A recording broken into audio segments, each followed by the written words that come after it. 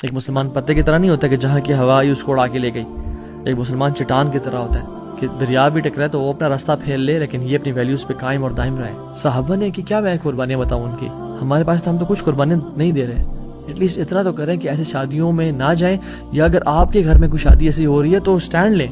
जिसकी शादी हो रही है वो खुद स्टैंड ले, अगर वो दीन पे नहीं है तो पेरेंट्स स्टैंड लें या सिबलिंग स्टैंड लें। I will not participate in a marriage जहाँ पे ये फ्री मिक्सिंग और डांस कल्चर चल रहा है। याद रखें, ऐसे बात करने वाले को स्ट्रेंजर समझा जाएगा, कहेंगे यार तुम किस दौर की बात कर रहे हो। तो अल्लाह के नबी भी फिर आपके बारे में ही कहा था, बदल इस्लाम गरीबन व सयऊदु गरीबन कमा बदा फतूबा लिल गुरबा। लोगों जब इस्लाम शुरू होता है ना तो स्ट्रेंज था, अजनबी सा था। एक दौर ऐसा आएगा कि जिसमें इस्लाम अजनबी हो जाएगा, तो अजनबी बन के रहना। वल्लाही सलाम है, मुबारकबाद है, उनका हाथ चूमने का दिल चाहता है जो अपनी शादियों पे स्टैंड लेते हैं, जिनके पेरेंट्स अपनी औलाद की आखिरती परवाह करते हुए उनकी शादियों में स्टैंड लेते हैं कि पुत्र I love you so much, मेरी मोहब्बत का तकाजा नहीं कि तुझे मैं जहन्नम में जाते हुए देखूं।